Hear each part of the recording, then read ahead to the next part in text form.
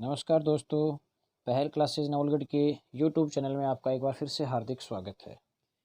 देखिए दोस्तों, इससे पहले वाले वीडियो में हमने कुछ क्वेश्चंस लिए थे। आज फिर से लिए आपके लिए कुछ क्वेश्चंस लेकर आया हूँ जो कि लास्ट ईयर कुछ एग्जाम्स में आए हुए हैं और आने वाले एग्जाम्स के लिए आपके लिए कारगर साबित हो सकते हैं। तो सबसे पहले तो ये जो क्वेश्चन आपको बताए जा रहे हैं, इन क्वेश्चनों को आप अपने जो नोटबुक है उसमें उतारें और उसके बाद में आप जब भी एग्ज़ाम दें तो एक बार इनको अवश्य देखें। सबसे पहला क्वेश्चन है, स्टेट फॉरेस्ट रिपोर्ट 2017 की अपन बात कर रहे हैं और उसमें राजस्थान में सुरक्षित वनों का प्रतिशत बनाना था। तो इसमें आपका जो आंसर होगा वो आपको सोचना है। मैं अभी बता रहा हूँ कि इसका आंसर है 56.08, लेकिन वर्तमान में 16वीं वन रिपोर्ट है। स्टेट फॉरेस्ट रिपोर्ट 2019 की अपन बात कर रहे हैं। ये 16वीं वन रिपोर्ट है जिसका प्रकाशन 30 दिसंबर 2019 को हुआ था। ठीक है, अगला क्वेश्चन, संयुक्त राजस्थान का अप्रैल 18 1948 को किसने उद्घाटन किया? इसका उद्घाटन किसने किया, इसके बारे में आप सोचेंगे, उसके बाद में मैं आंसर बताता हूँ। उद्घाटन नेहरू जी ने किया था। ट्रिक मैंने बता रखी है, गॉडगिल नेहरू पटेल। पहले का गॉडगिल, दूसरे का गॉडगिल, तीसरे का नेहरू, चौथे का पटेल। अगला क्वेश्चन है, लोक देवताओं के बारे में आपको बताना है। यहाँ पर मिलान चिन्ह है, उसमें तीर्थ स्थल उनके बताने हैं। मैं आपको बता देता हूँ साथ ही कि ये जो आपका क्वेश्चन है, इस क्वेश्चन में मुख्य रूप से आप देखेंगे कि यहाँ पर ऑप्शन नंबर 4 जो है वो आपका बिल्कुल सही होगा, जिसमें तेजा जी की अपन बात करते हैं, तल्लीनाथ की बात करते हैं, देवनारायण जी की बात करते हैं। तो तल्लीनाथ है पांचोटा, ठीक है, जालोर में। तेजा जी की बात करते हैं तो ये परबस नागौर में। देवकर्ण जी की बात करते हैं तो आसिंद में। बाबू जी की बात करते हैं तो कोल्लू गांव में है। इसके बारे में तो आपका आंसर होगा 4 नंबर सही। इसके बाद में दोस्तों हम बात करते हैं अगले क्वेश्चन की, जो कि बहुत ही अच्छा क्वेश्चन है। और यहाँ पर एक चीज़ मैंने और भी बताई है कि तेजा जी का मेला है, ये भाद्रपद शुक्ला दशमी को बढ़ता है। बाबू जी का कब बढ़ता है, स्क्रीनशॉट आप इसको लेकर के फिर लिख सकते हैं। अगला क्वेश्चन है, एक साइड में आपको सूची दे रखी है और एक साइड में आपके जो मुगल शासक हैं उनके कि कौन सा बाग किसने बनाया था। तो यहाँ पर आप ये देखेंगे और इसका आंसर आप बताने की कोशिश करेंगे। आराम बाग है, ये किसने बनाया? शालीमार बाग किसने बनाया? शालीमार गार्डन किसने बनाया? और पिंजौर गार्डन किसने बनाया था? तो यहाँ पर इनके सामने जो ऑप्शन है वही इनके आंसर हैं, बिल्कुल सही हैं। तो आपका जो उत्तर होगा वो ABCD यानी फर्स्ट आंसर आपका जो है वो इसका उत्तर हो जाएगा। ठीक है, इसके बाद में हम बात करते हैं नेक्स्ट क्वेश्चन की। अगला क्वेश्चन आपका जो है वो है, भारत में रेह का दूसरा नाम क्या है? मैं दोस्तों आपको ये बता दूं कि आप भी सोचते रहिए। रेह की अपन बात करते हैं तो रेह जो आपका बांगर प्रदेश है उसमें यदि अपन अत्यधिक सिंचाई करते हैं जिसके कारण से ज़मीन पर सफ़ेद परत बिछ जाती है, तो उसके कारण से उसको बोलते हैं रेह या कल्लर भूमि। तो दूसरा नाम कल्लर। इसके बाद में अगला क्वेश्चन है, भारतीय परंपरा के अनुसार ज्येष्ठ और आषाढ़ महीने के बारे में बात की गई है। तो ये किसके हैं, यहाँ पर आप देखेंगे और उसके बाद में उसका आंसर देंगे। इसका आंसर होगा ग्रीष्म के। अगला क्वेश्चन है, कछारी मिट्टी के बारे में बताना है। कछारी मिट्टी आपको पता है जलोढ़ मिट्टी है और ये राजस्थान के पूर्वी भाग में पाई जाती है, जिसमें आपका दौसा, धौलपुर, कोटा और सवाईमाधोपुर आ जाता है। 1 नंबर सही है। फिर गलत युग्म छांटना है। यहाँ पर एक साइड में आपको ज्वालामुखी दे रखे हैं, एक साइड में उनके क्षेत्र दे रखे हैं। एटना ज्वालामुखी है, ये सिसिली में, सही है। क्रोकोटोवा इंडोनेशिया में, राइट। विश्ववत की बात करते हैं, ये भी इटली में है। सेंट हेलेंस ये जापान का नहीं है, ये संयुक्त राज्य अमेरिका का है। बसंत विश्व घटित होता है, ये आपका होता है कब, इसके बारे में आप खुद सोच करके बताएंगे। मैं आपको बताता हूँ कि विश्व की बात आती है कि जिसमें सूर्य के प्रकाश की किरणें सीधी गिरती हैं, तो वहाँ पर दिन और रात की अवधि समान होती है, तो उसके आधार पर भूमध्य रेखा को भी विषुवत रेखा नाम दिया गया इसी के आधार पर। तो बसंत विश्व जो है वो 21 मार्च को आता है, ये आप याद रखेंगे। तो ऑप्शन नंबर 1 सही है। आगे इसके लिए मैंने आपको बता भी रखा है, एक बार इसको देख लीजिए। बसंत विश्व है वो 21 मार्च को, शरद विश्व है वो 23 सितंबर को, शीत संक्रांति है ये 22 दिसंबर, ग्रीष्म संक्रांति 21 जून। तो इसके बारे में स्क्रीनशॉट आप ले लीजिए। अगला क्वेश्चन है कि कौन सी फसल जो है जिसका उत्पादन आहड़ सभ्यता के अकॉर्डिंग आहड़ सभ्यता में नहीं मिलता है? तो गेहूं है, चावल, जौ, बाजरा। आप इसके बारे में सोचेंगे। मैं आपको यहाँ बताना चाहता हूँ कि इसमें बाजरा जो है इसका उत्पादन आहड़ में नहीं हुआ था, बाकी तीनों का हुआ था। अगला क्वेश्चन, गुर्जर प्रतिहारों की बात करते हैं तो इनकी राजधानी कौन सी थी? तो इनकी राजधानी जालोर में, भीनमाल में, और वो थी आपकी पीलो मोलो। कई जगह ये नाम आता है, पीली भीती भी आता है, ठीक है ना। तो आप इसके बारे में कन्फ्यूज नहीं हो। यहाँ पर गुर्जर प्रतिहारों की जो राजधानी थी वो आपकी थी पीलो-भीलो, ठीक है, और जो कि भीनमाल जालौर में है। अगला क्वेश्चन, हरकेली संस्कृत एक नाटक था, इसके रचयिता कौन थे? तो इसके बारे में आपको सोचना है और उसके बाद में इसका आंसर आपको देना है। यहाँ मैं इसका आंसर आपको बताऊं तो इसका आंसर होगा विग्रहराज चतुर्थ, ठीक है। चलो आगे चलते हैं दोस्तों। आगे आपको क्वेश्चन दिया गया है कि महाराणा सांगा ने इब्राहिम लोदी को कौन से युद्ध में हराया था? आप खुद सोचेंगे, उसके बाद में आंसर देंगे। इसका आंसर होगा खातौली का युद्ध। पानीपत की बात करते हैं तो पानीपत के युद्ध में बाबर और राणा सांगा के मध्य हुआ था और उसमें मुगल वंश की स्थापना की गई थी। तो ये आपके राणा सांगा के जो युद्ध हैं वो सारे मैंने बता दिए हैं। यहाँ पर इसका स्क्रीनशॉट लेकर के आप उतार सकते हैं। अगला क्वेश्चन है आपका, किस सन में अकबर ने मान सिंह को 7,000 जात और 6,000 सवार का मनसब प्रदान किया था? ये जब उनकी मृत्यु हो रही थी 1605 में, तब उनको बुला करके ये प्रदान किया गया। तो ऑप्शन नंबर 4 इसका सही आंसर है। अगला क्वेश्चन है, 1837 में बीजकपाड़ी जो कि बैराठ जयपुर में है, वहाँ पर अशोक के शिलालेख मिले थे और उन शिलालेखों को किसने खोजा था? इसके बारे में आपको बताना। 4 ऑप्शन आपके सामने हैं, बर्ट है, टोड है, हॉकिंस है, अग्रवाल है। तो आपका आंसर होगा कैप्टन बार्ट, एक सही होगा। अगला है, संप सभा की स्थापना की बात की जा रही है। संप सभा की स्थापना किन्होंने की थी? तो आपके सामने ऑप्शन रखे हुए हैं, यहाँ पर इनके बारे में सोच करके आप बताइए। तो संप सभा की स्थापना की बात करते हैं तो इसकी स्थापना 1883 में गोविंद गुरु ने की थी। यहाँ पर भील जनजाति से संबंधित है और इसके बारे में आगे भी मैंने कुछ बता रखा है, ध्यान से देखिए कि भील जनजाति के लिए इन्होंने भगत आंदोलन भी चलाया था। एक प्रश्न इंपोर्टेड होता है मानगढ़ हत्याकांड के बारे में। तो मानगढ़ हत्याकांड जो है इसका संबंध बांसवाड़ा से 1912 में हुआ था। यहाँ 1500 भील वो मारे गए थे। फिर मेवाड़ प्रजामंडल की स्थापना किसने की थी? मैंने प्रजामंडल आपको पहले पढ़ाया है, तो वीडियो आपने देखा तो आंसर बता सकते हैं। इसकी स्थापना जो है वो किसने की थी? तो आप यहाँ पर बताएंगे माणिक्यलाल वर्मा। इसके बाद में मैंने ट्रिक भी लिखा है और ट्रिक में मामे के शहर में कृत्रिम धोली ज्वाला 38 में, माँ का मतलब यहाँ पर हो जाएगा माणिक्यलाल वर्मा, मे का मेवाड़ हो जाएगा, पहले बता रखा है। मत्स्य संघ राजस्थान में विलय कब हुआ? तो इसके बारे में आप सोचिए, उसके बाद में आंसर दीजिए। यहाँ पर आपका जो आंसर होना चाहिए वो होगा 15 मई 1949। और इसके साथ साथ एक चीज़ मैंने इसमें और भी बताई है कि जो चौथा चरण है उसमें पहले चरण को मिला करके 5वां चरण बनाया गया शंकरदेव समिति की सिफारिश पर। अगला है, स्वतंत्रता संग्राम के दौरान निम्न में से कौन सी महिलाएं जेल नहीं गई थी? अंजना देवी, नारायण देवी, रत्ना शास्त्री, कालीबाई। तो यहाँ पर कालीबाई है वो नहीं गई थी, बाकी ये सारी की सारी जेल गई थी। क्योंकि अंजना देवी की बात करते हैं तो ये रामनारायण चौधरी की पत्नी थी और रत्ना शास्त्री हीरालाल शास्त्री की थी। नारायण देवी ये वाणिक्यलाल वर्मा की पत्नी थी। तो कालीबाई ने की। कालीबाई का संबंध है उसके बारे में आता है रास्तापाल कांड से संबंधित, ये डूंगरपुर की थी। नाना भाई खांड और सेंगा भाई थे, जी सेंगा भाई को रस्सी से बांधा गया था और उनकी रस्सी को इन्होंने काटा था। किस लोक देवता की मृत्यु जो है वो मृत्यु के बाद वो सती हो गई थी? तो वो है तेजा जी। तो यहाँ पर देखिए मैंने इसमें बताया भी है, कालीबाई का संबंध डूंगरपुर से है, साक्षरता की देवी कहते हैं और उनको ट्रक के पीछे बांधा गया था, रस्सी को काटा था।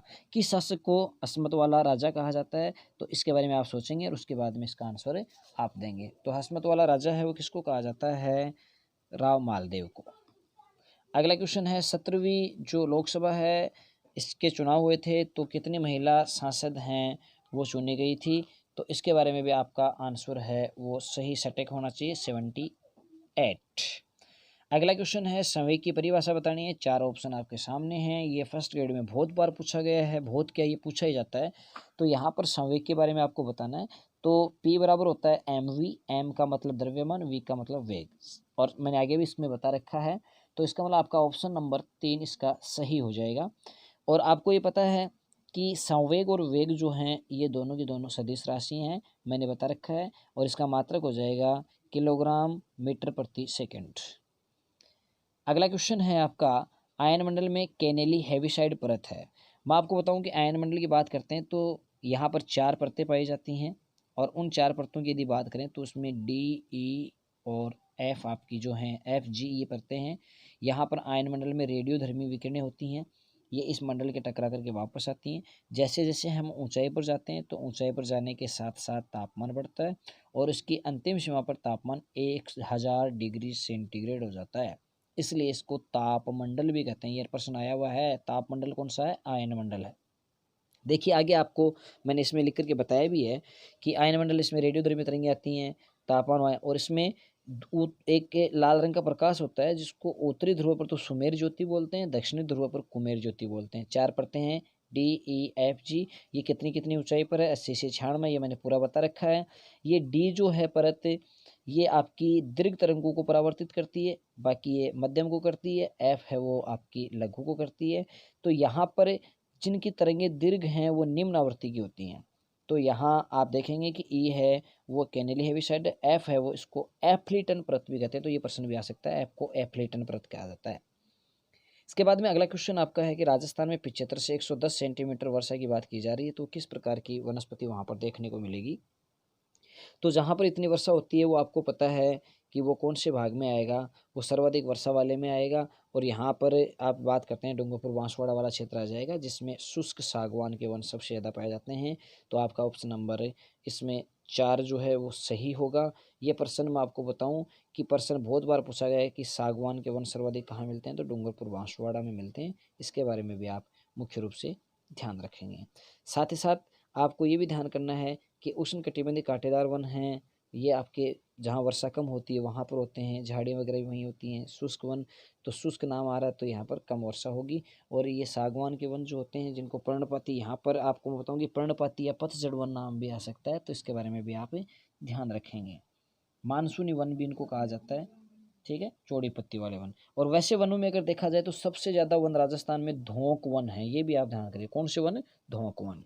अगला प्रश्न है, एक प्रसिद्ध तीर्थ स्थल है गलियाकोट, ये कौन सी नदी के किनारे स्थित है? मैं आपको बताऊं कि डूंगरपुर जो है, उस डूंगरपुर में एक गांव है गलियाकोट, और ये गलियाकोट गांव जो है ये किस नदी के किनारे है? आप खुद बता सकते हैं यहाँ पर।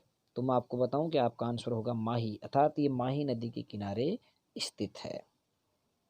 इसके अलावा माही क्या है कि यहाँ एक त्रिवेणी संगम भी बनाती है। बेणेश्वर धाम जहाँ है डूंगरपुर में, वहाँ पर एक क्या करती है, त्रिवेणी संगम बनाती है। और वो त्रिवेणी संगम है सोम, माही और जाखम, इन 3 नदियों का एक त्रिवेणी संगम बनाती है, ठीक है।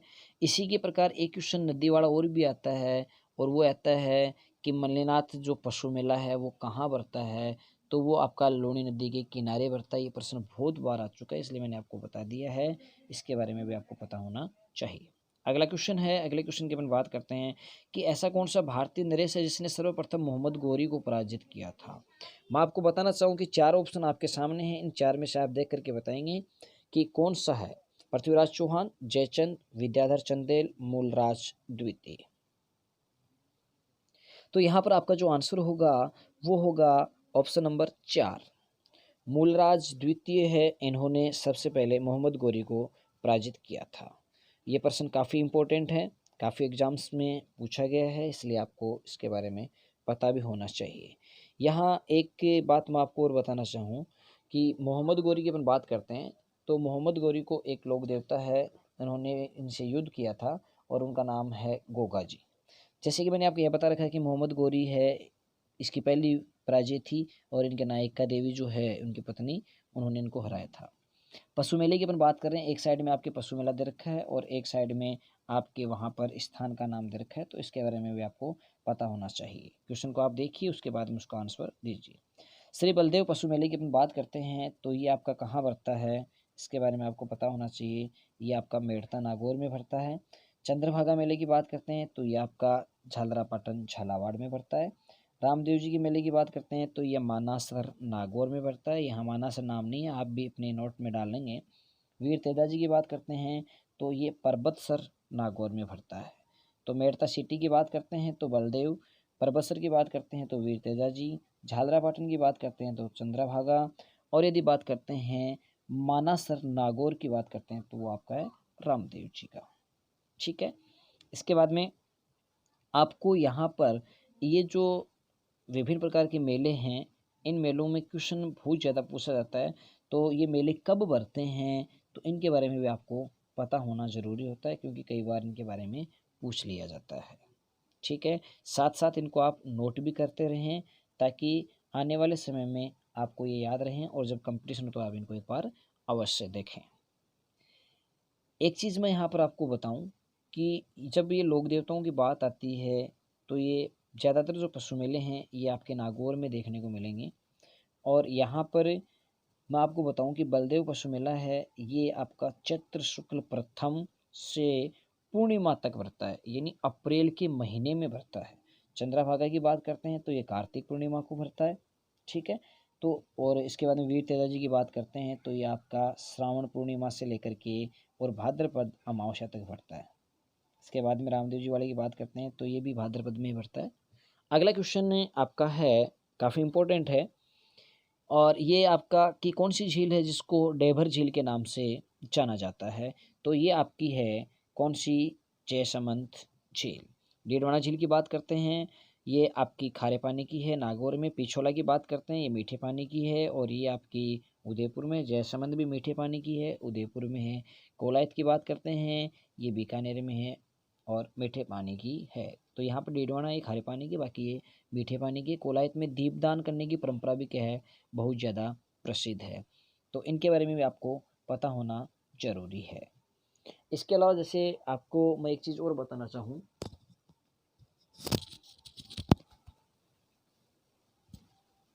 ये आपकी जो झीलें हैं इन झीलों में हालांकि प्रश्न नहीं आया लेकिन फिर भी मैं बता दूं, एक खारे पानी की झीलों के लिए ट्रिक बना रखी है कि वो ट्रिक क्या है, बाप रे साड़ी का पल्लू कुत्ता फाड़े।